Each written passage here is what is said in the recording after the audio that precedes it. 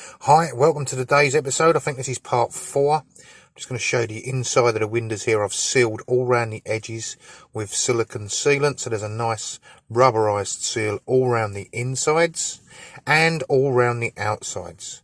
Those couple of holes there in the frame I'll come back to with a countersink just to take the burrs off, and I'll give them a little bit of silicone as well and they'll disappear. Right, all around the edges there, absolutely lovely.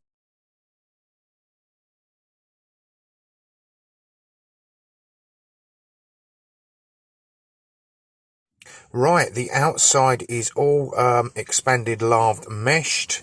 The drip beads are on, the stop beads are on, and it's ready for the undercoat render. I'm pushing this into the expanded lathes and onto the polystyrene as a backing, so the lathes will sit in the middle of the render. This will be nice and solid when it's done. Going around this with a nice thin undercoat here, as you can see, and there's a 1/4 of a ton go into this. This is just the undercoat. Right, I'll stick it on super fast forward, because it does only take.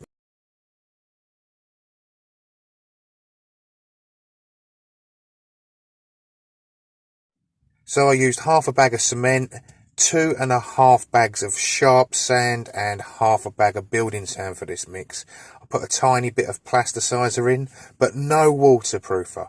Please don't ever put waterproofer in your undercoat render, because your top coat will not stick to it properly, because you've made.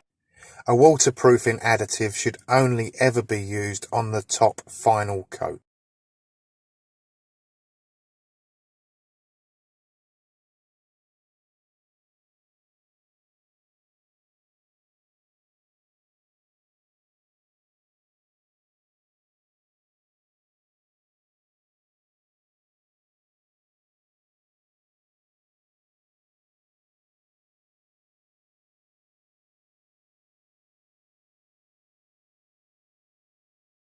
This is not speeded up. This is how fast I have to work when the wife's about, or she thinks I'm slow.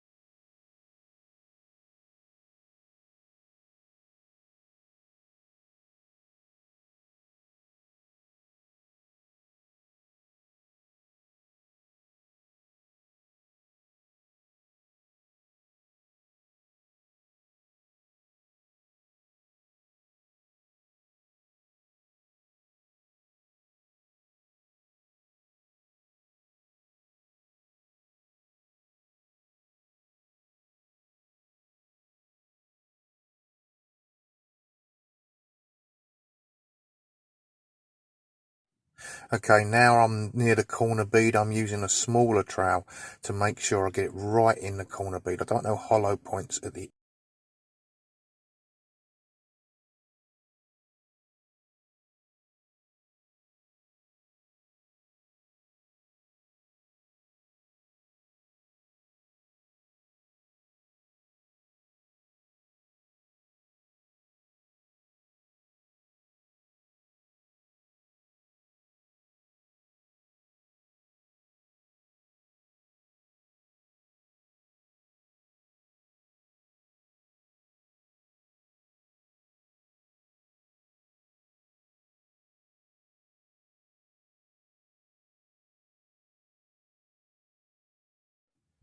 Right, next day, and at last the plastic turns up so I can start doing the trims. That already looks better, doesn't it, with that white piece on there? Look at the contrast to above the doors there where the wood's still showing. Oh, magic. The wood's no longer showing. Above the doors now filled with plastic. Right, let's get onto this upright. I've cut this to size and shape. The foreman of the site's just going to come in, have a check I'm doing it right. Yep, she says I'm doing it right. Okay, I can move on. Thank you.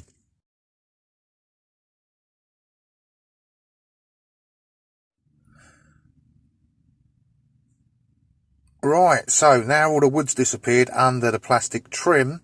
I've got these joints where the trim joins. Look, there's a little gap there, and there's another gap up there where the roof beam is. So it's time to get out the masking tape and the silicone sealant. I personally like the blue masking tape. It comes off cleaner and easier. Plus, don't tell no one, but with my dodgy eyesight, it's much easier to see what I'm doing. I tape up absolutely everything. That way, I get a much cleaner finish.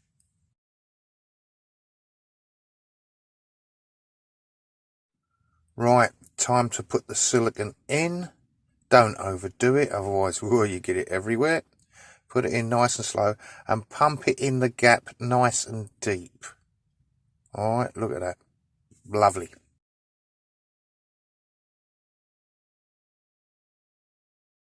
Now you need your finger and some shop towel. Much easier than anything else.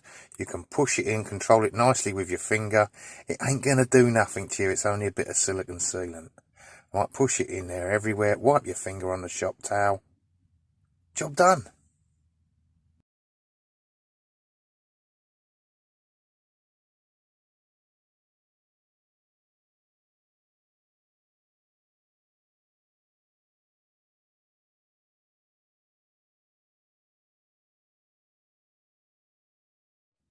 Now we'll pull this tape off and we'll move in for a nice close-up, and you can see what a lovely clean job the tape has made of it.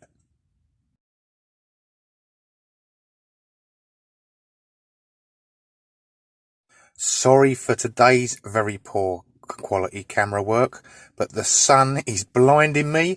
I can't see the screen of the phone, but look, every now and again you do get a shot of what I've done, and it's very nice now. No more gaps. Onto the gutter brackets now. I mean, I did go across and I measured and marked every 70 centimetres so I could get these nice and evenly spaced.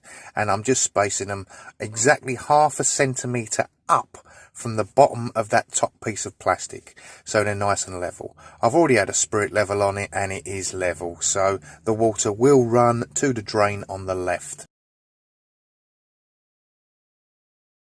Now it's just the gutter left to put in place, snapping them clips. Don't forget, if you want, leave a comment underneath. I'm open for all sorts of comments. If you leave the sort of comment like, you shouldn't do it like that, you should do it like this, make sure you've got a video on your channel of you doing it what you think is the right way. Otherwise, don't fucking comment. Love you all. Right, that's it for today. Bye for now.